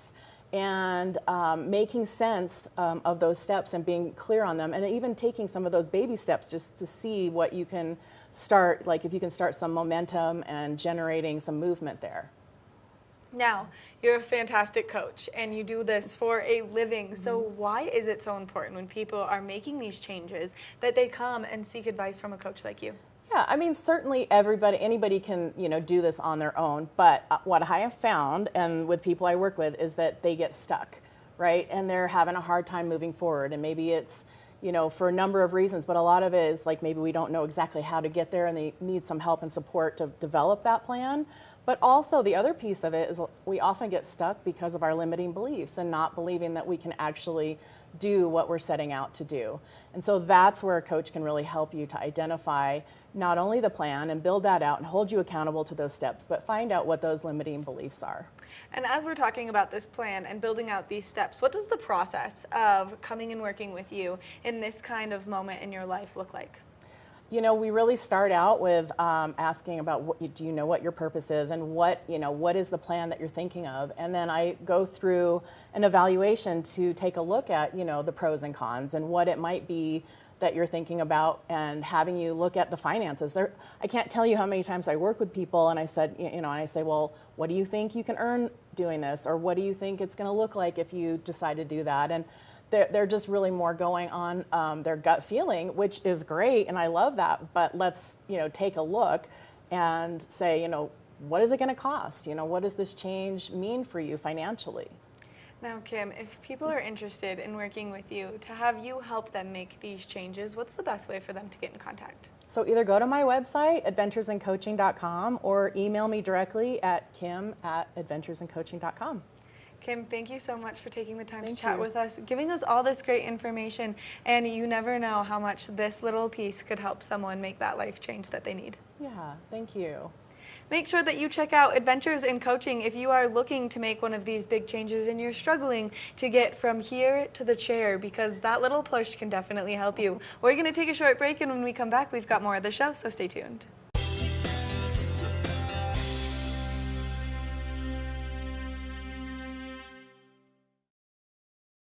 Good morning, Vail.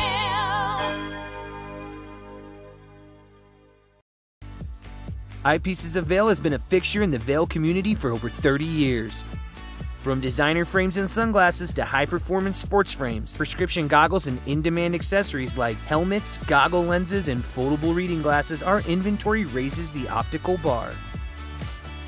Visit one of our 7 locations today and see why generations of loyal customers return time after time for our unmatched service and inventory. Eyepieces, the art of vision. Familia, estamos muy emocionados de por fin presentarles nuestro nuevo programa completamente en español, Conexión Latina, que se estrena este lunes 21 de agosto a partir de las 7 de la tarde. Por el momento, el programa se transmitirá los lunes, miércoles y viernes de 7 a 7 y media de la tarde, con una repetición de 7 y media a 8, así que no hay excusas para perdértelo. Te recuerdo que puedes sintonizar nuestra programación a través del canal 92 de Comcast, nuestra página web tv8vail.com y nuestra página de Facebook TV8 Conexión Latina. Acompáñanos en esta nueva aventura llena de información y entretenimiento local. No te lo pierdas.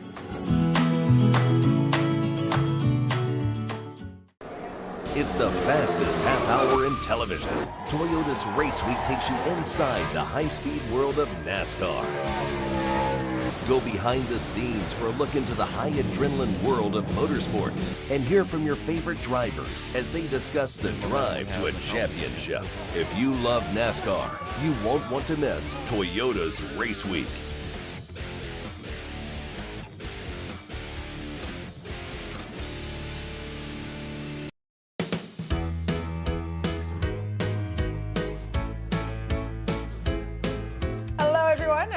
Pascal. And I'm Andrea Jackson. Welcome to Life, Love, Shopping. Have any personal stories you can share? Do I? Yes, I do. So even though you work for some good deals, too good to miss on flash deals now. Check this out. Studies show spending time outdoors can help with depression, lowering blood pressure, and overall health and happiness.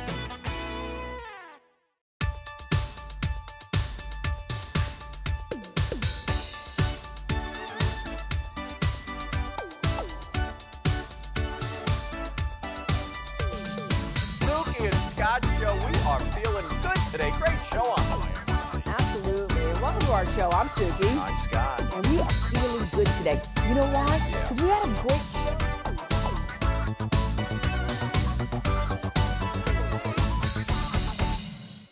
When you're in Vail, you're in vacation mode, and you need a flexible home tour experience that fits into your schedule.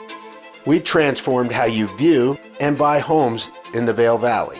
With immersive, cutting-edge technology, you can explore properties 10 times faster. In our lounge, we guide you through this digital world on a 16-foot screen where you can imagine your next home in comparison to your favorite recreational spots. Say goodbye to multi-day home tours and hello to a quick stop between your other plans. That's the power of the Immersion Theater.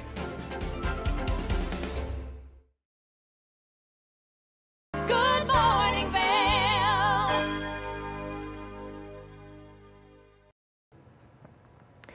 Everybody wants to be successful, and what does success look like to you? Well, if you're wondering what's holding you back from that, we've got a way to help you get through it. Let's take a look.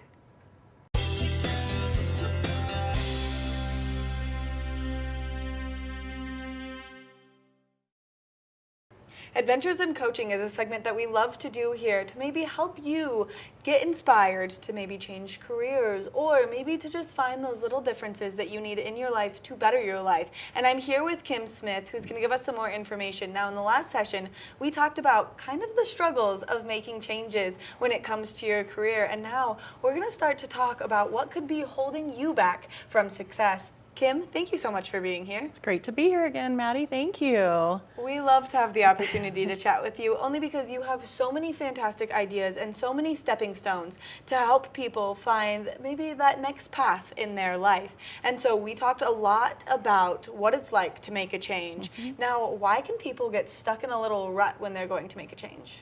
Yeah, and this is one of my very favorite topics in coaching because it's where we get to dig deep a little bit and figure out, what makes us tick. And, a lot of things can get us stuck, like maybe not knowing where we're going and exactly what we want to do. But once we kind of identify a plan or we think we've got a place we want to go, sometimes we get stuck because of fear. And it could be fear of failure, it could be fear of success. But they show up as like limiting beliefs often. And what that means is those little small voices that we all have that tell us like, oh, maybe I'm not smart enough to do this, or I don't have enough experience, or just the self-doubts that kind of can creep into our thoughts that might hold us back. And a lot of times it looks like procrastination, like we just can't get moving. So if you're starting to feel like you're procrastinating or not getting anywhere, it might be a limiting belief that's holding you back. Now, we've heard this term limiting beliefs a couple of times from you recently. And so let's talk about what a limiting belief could be.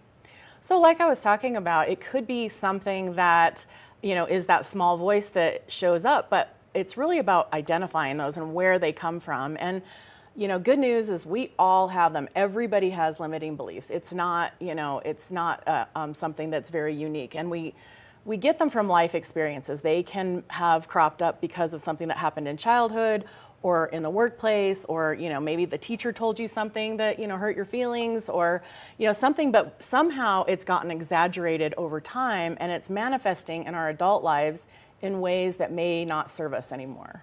Which is wild to think about. The psychological aspect of this all is something that is so intriguing, and that's where you really come in to help people kind of walk through this. Now, as we've been talking, there are limiting beliefs and there are fear. And so how can you tell the difference between it being a limiting belief or it being fear-based holding you back?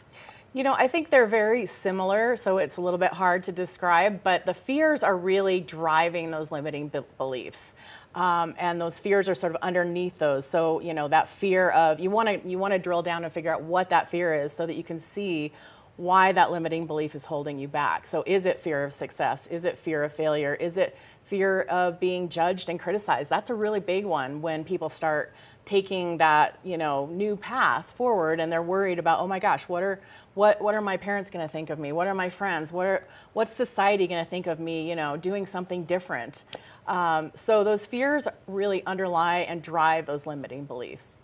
If we acknowledge that we're in fear, is there anything that we can find a way to kind of work around it, and what can we do about it?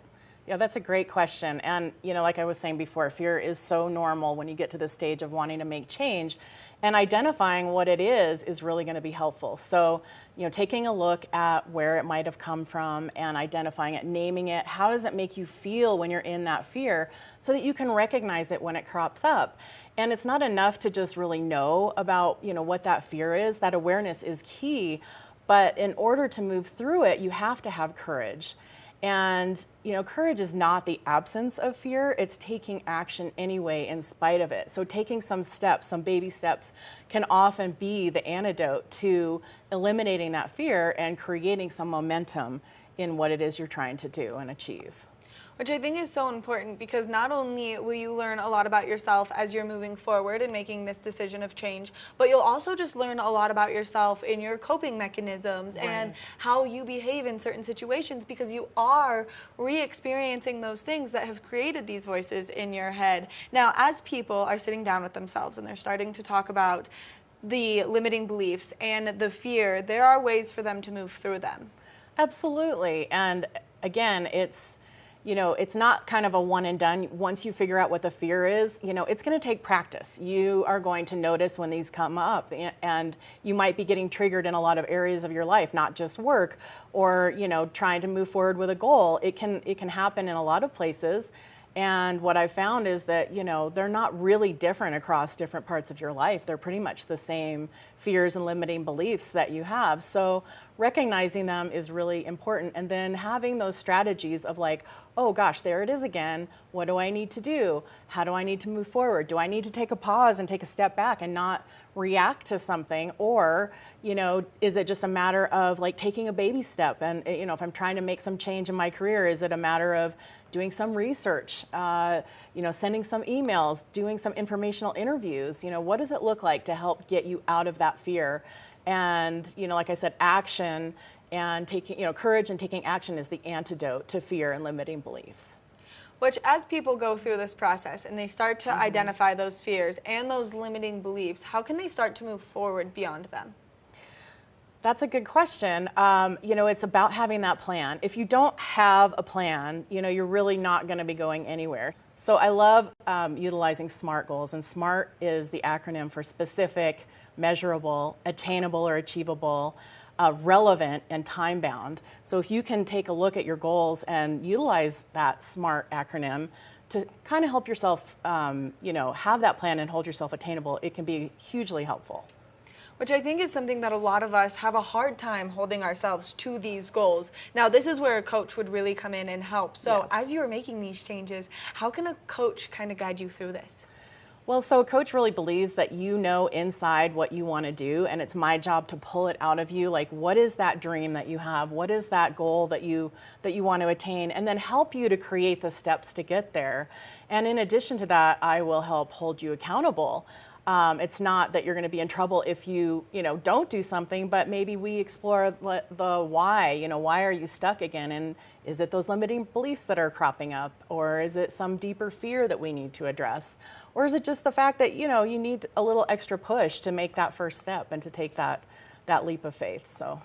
Which I think that there is so many benefits to having a coach to just give you that little bit of extra push, because I know that's where I tend to struggle, is sometimes I just need that little motivation to help myself get to the top of the mountain that I'm trying to climb from the last time we sat down and went through some of this information. Now, if people are interested in having you as their coach to help them with any of these moments of struggling that they could be experiencing, what's the best way for them to get in contact with you? So just go to my website, adventuresincoaching.com, and you can fill out the form there or get more information, or you can email me at kim@adventuresincoaching.com. Kim, thank you so much for being here and giving us all this wonderful information. It's so nice to just chat with you and kind of work through these things with you as I'm sitting here and just learning so much from you. So thank you. Yeah, thanks for having me, Maddie. Make sure that you check out Adventures in Coaching. That way, if you are maybe looking for that little bit of motivation, you can get it from Kim, because she's absolutely wonderful. We're going to take a short break, and when we come back from the break, we've got more of the show, so stay tuned.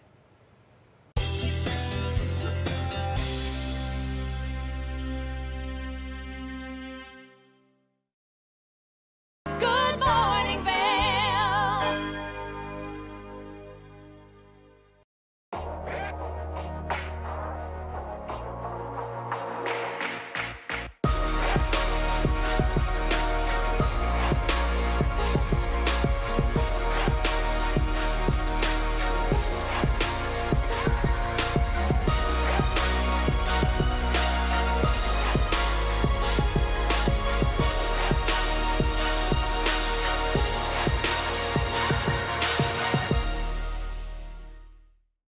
At Revival Boutique Med Spa, we take an integrative and holistic approach to skincare, focusing on the bigger picture when treating our clients.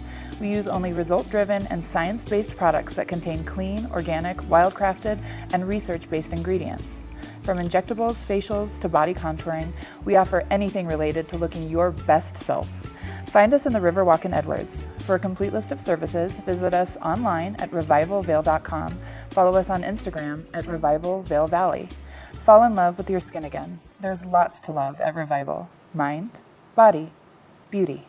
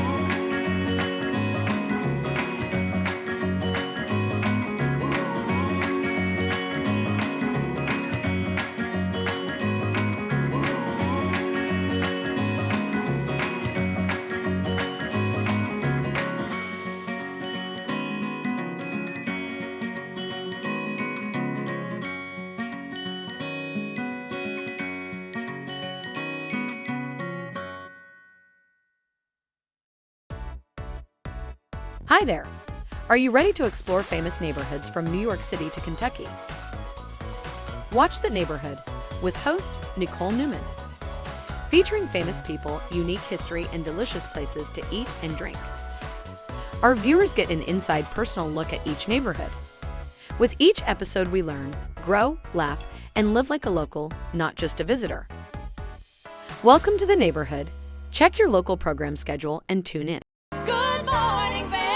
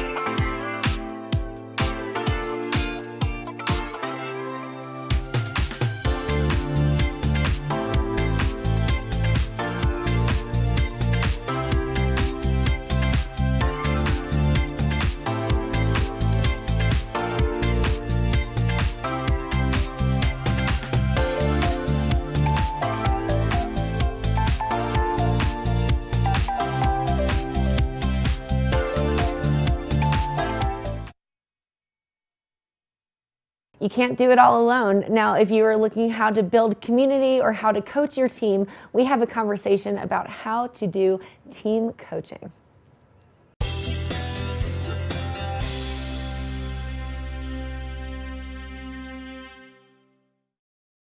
We are now joined by Kim Smith for Adventures in Coaching, who's got some fantastic advice for us about our careers. Welcome to the show, Kim. Thanks so much, Ben. It's great to be here. Well, it's great to have you. So we've been talking a lot about finding purpose and really kind of orienting ourselves in our careers, but we're changing gears now to talk a little bit more about groups and teams and kind of how to coach as a group.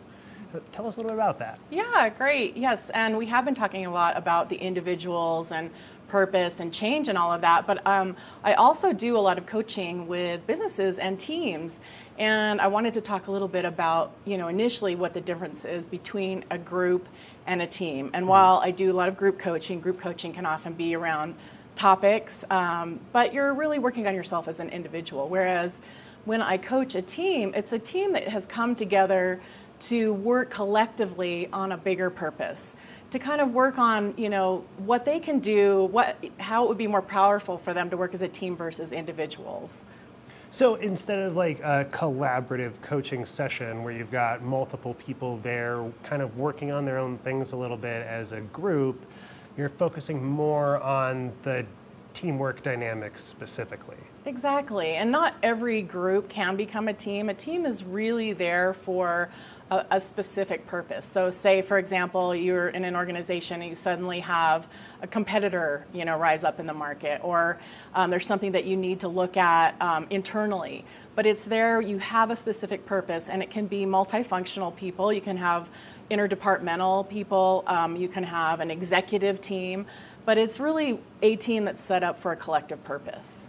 That totally makes sense. So how does a team coaching session then differ from a group coaching session? Are there specific differences with the way you approach things? Yeah, well, I'll focus more on the team part of it because when I have a team, we sit there and initially, I'm there as a coach to kind of figure out from an unbiased standpoint, what is it that the team is wanting to do? What does the team need to accomplish? What is the team's job and why?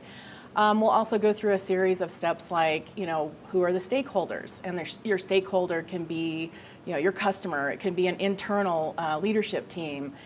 It could be society as a whole. It just really depends on the team. But considering what the stakeholder needs is very, very important in a team coaching environment. So how do you go about identifying the stakeholders' needs there? Is there a specific process that you go through, Yeah, checklist? That's a great question. Well, I think it's really a matter of either you talk to the stakeholder directly and you can bring them in.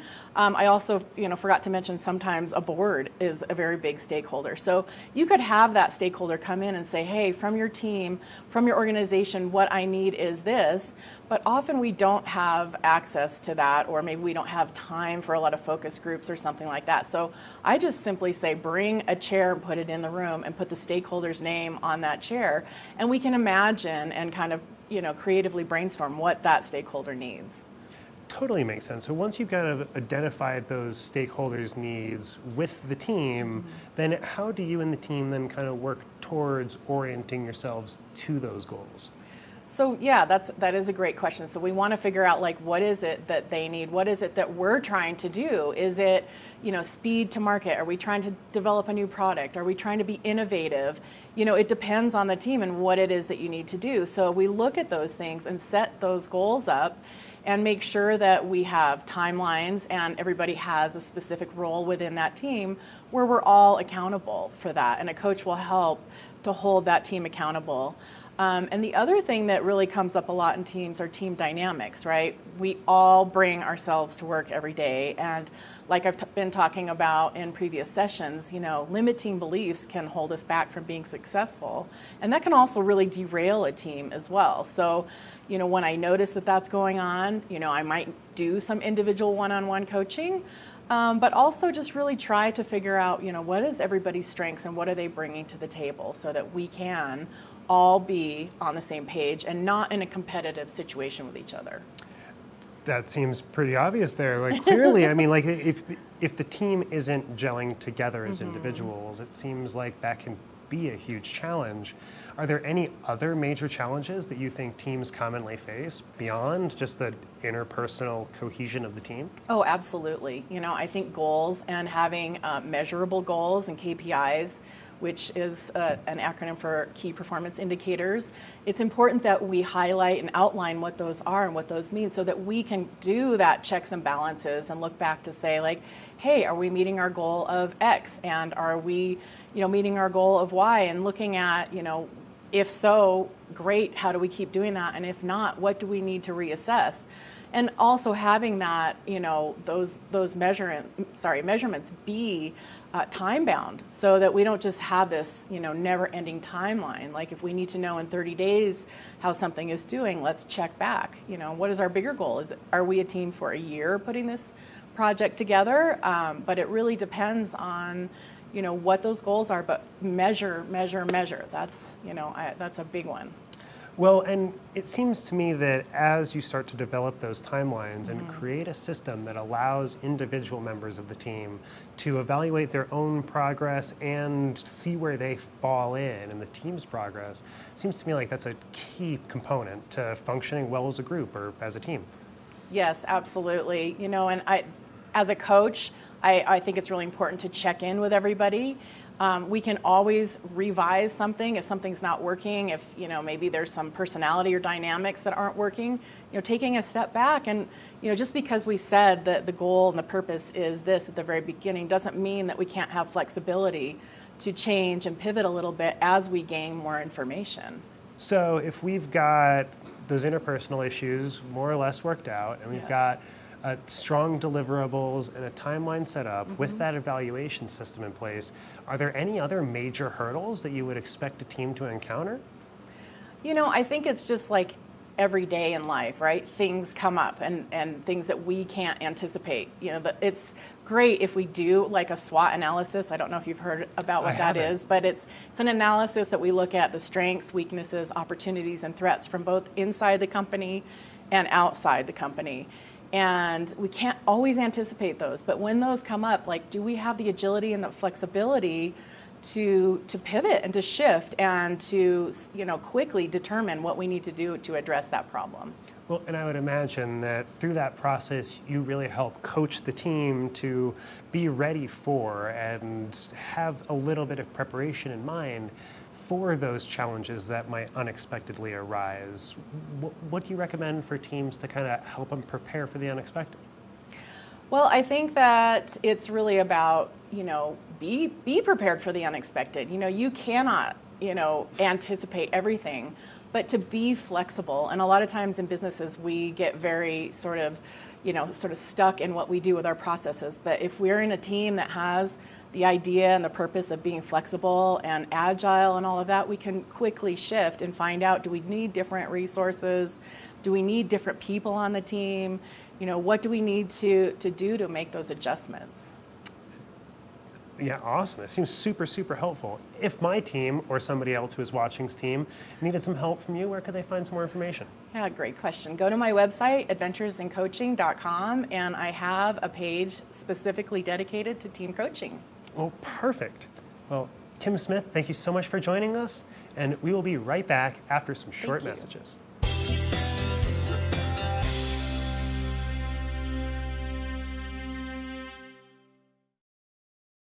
Good morning, Vail.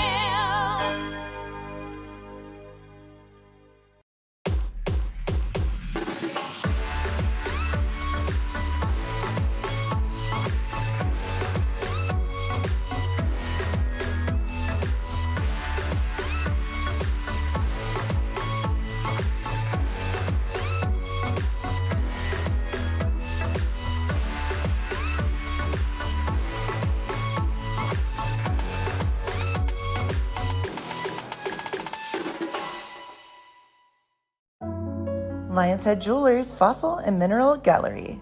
Located in the heart of Lion's Head Village for over a decade, our 4,000 square foot gallery boasts a one-of-a-kind experience that cannot be found anywhere else in Vail. We carry the most exquisite array of fine jewelry, high-end minerals, and museum-quality fossils. We invite you to come in and explore all the history and beauty that nature has to offer.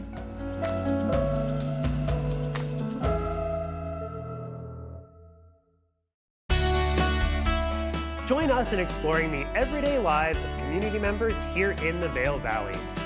Hear their inspiring stories of how they came here, their contributions to our community, and why they chose to call this place home. We want you to be one of our neighbors. If you would like to be featured or nominate someone to be featured, please send an email to danielle@tv8vail.com.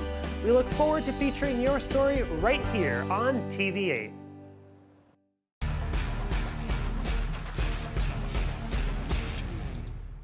Do you love the outdoor lifestyle? Make sure you tune in every day at 8 p.m. to catch Scoreboard Nation. It's an outdoor lifestyle show dedicated to your 3 favorite mountain towns, Vail Beaver Creek, Park City, and Reno Tahoe. Join us for an incredible venture.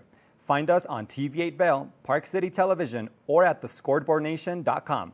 We can't wait to see you there.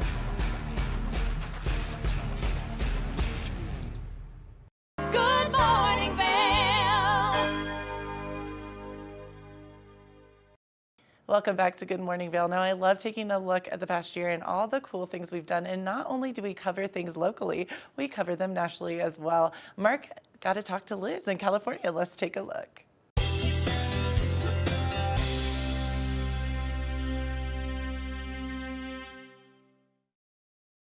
I am joined now on the couch by Kim Smith of Adventures in Coaching to share with us some more advice on how to improve our careers. So welcome to the show, Kim. Thanks so much, Ben. It's great to be back. Well, it's great to have you again with some more fantastic advice for us. So last time you were on, we were talking a little bit about teams and how to kind of get teams oriented a little bit and help them succeed. But we're shifting gears a little bit once more to talk about problems.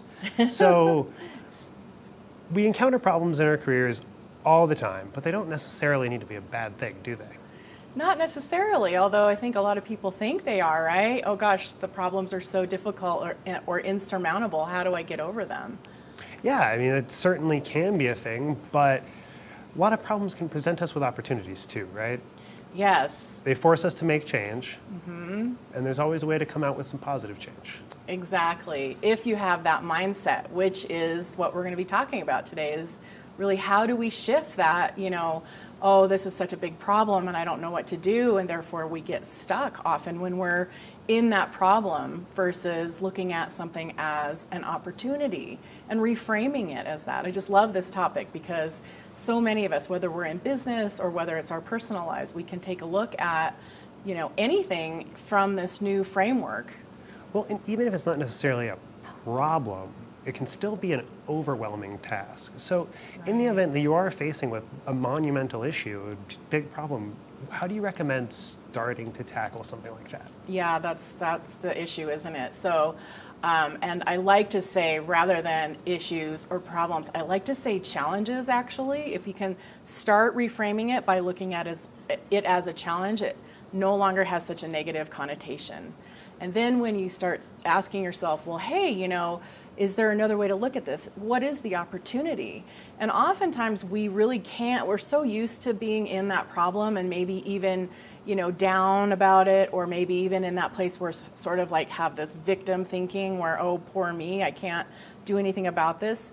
Sometimes it's hard to start looking at things as opportunities, and that is where a coach can come in, or you can get feedback from others. Like, what's another angle here?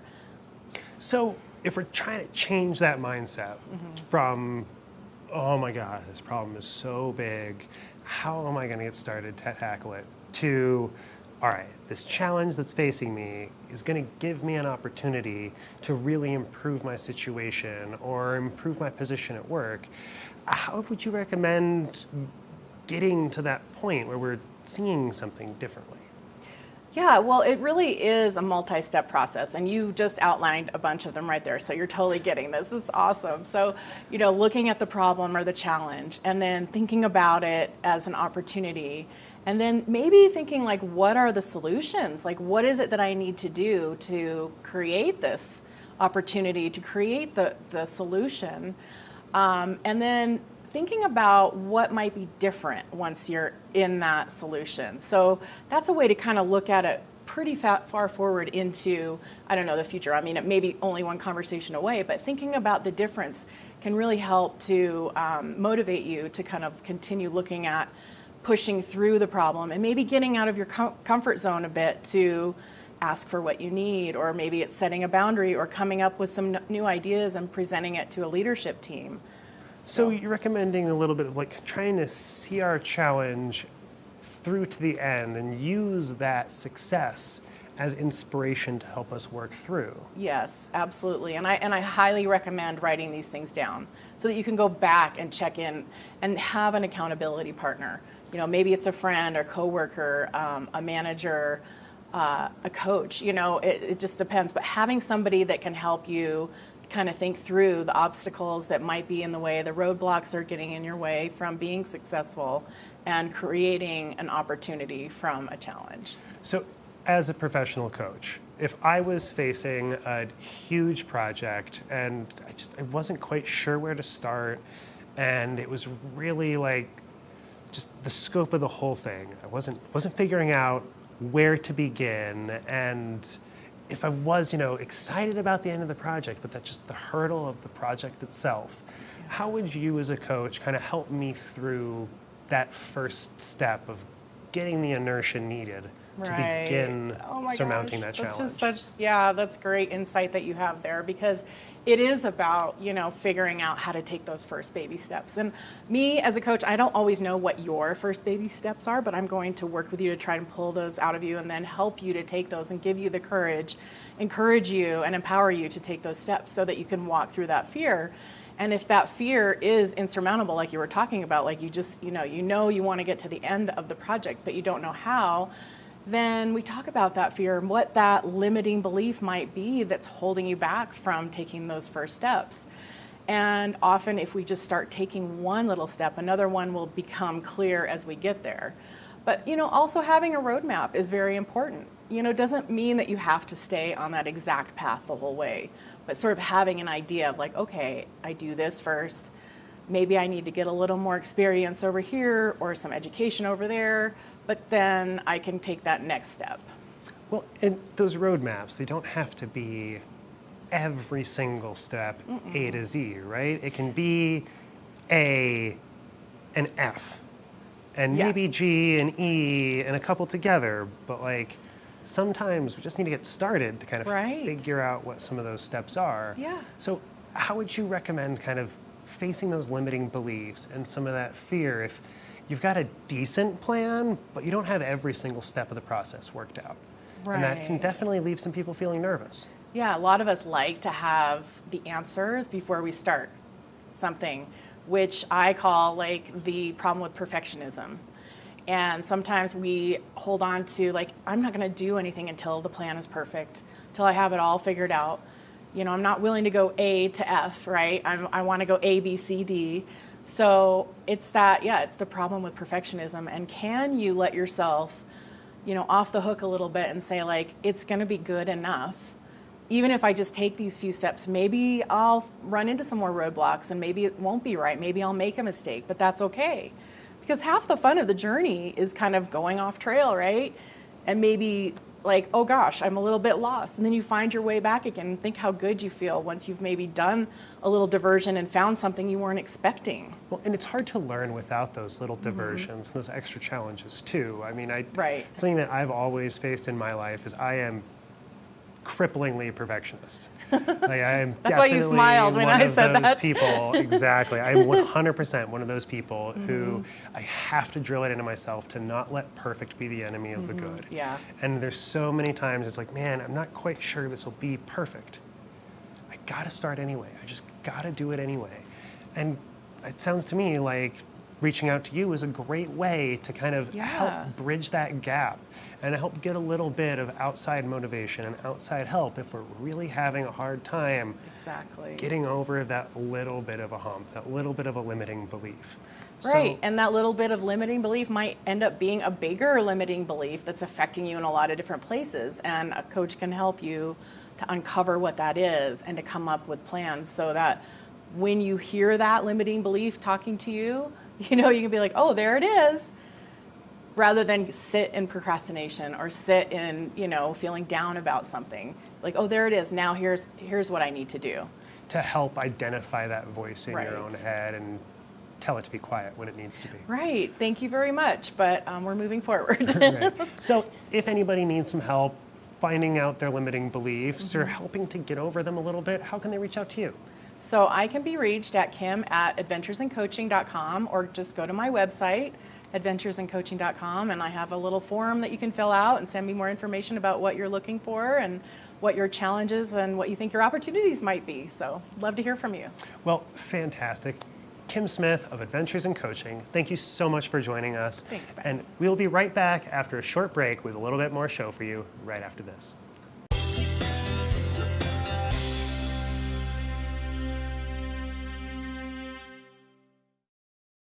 Nap Harvest, your local marketplace for fresh, locally produced products. Our indoor farmers market is open 7 days a week, featuring locally grown organic produce, prepared meals, honey from our Nap Nectar hive, furniture, cutting boards, and much more. We source and sell locally grown and produced products from the Vail and Roaring Fork valleys. Visit us at our new location in Eagle Ranch, 717 Sylvan Lake Road, next door to Color Coffee Roasters.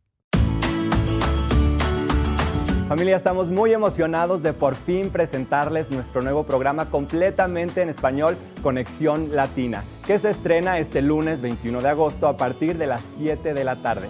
Por el momento, el programa se transmitirá los lunes, miércoles y viernes de 7 a 7 y media de la tarde, con una repetición de 7 y media a 8, así que no hay excusas para perdértelo. Te recuerdo que puedes sintonizar nuestra programación a través del canal 92 de Comcast, nuestra página web tv8vail.com y nuestra página de Facebook TV8 Conexión Latina. Acompáñanos en esta nueva aventura llena de información y entretenimiento local. No te lo pierdas.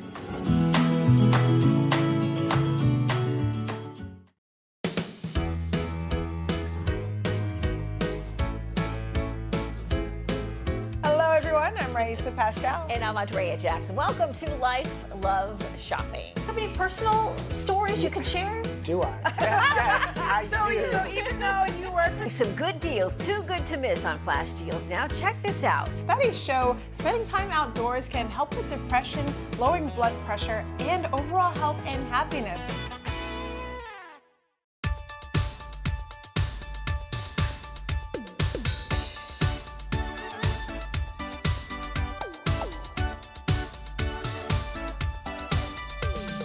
Snooki and Scott Show, we are feeling good today. Great show on the way.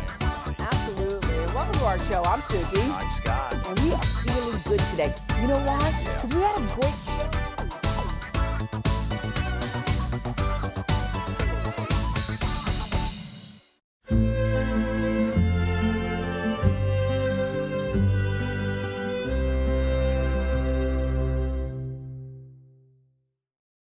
Good morning, Vail.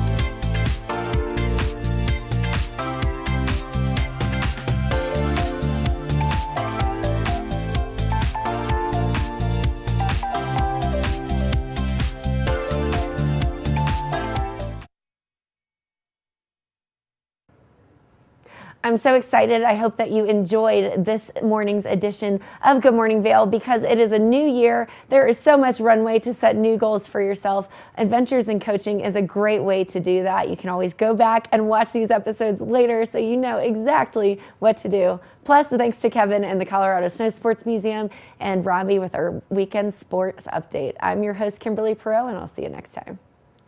Good morning, Vail. See what lies in store for you. There's so many things to see and do. Summer, winter, spring, or fall. Your home in the Rockies has it all. So get up, get ready to start your day. The coffee's brewing, you're on your way. The fun is waiting outside your door. Good morning, Vail. Are you looking for exciting and nutritious recipes to cook at home? Watch Colorful Cooking with Tracy Miller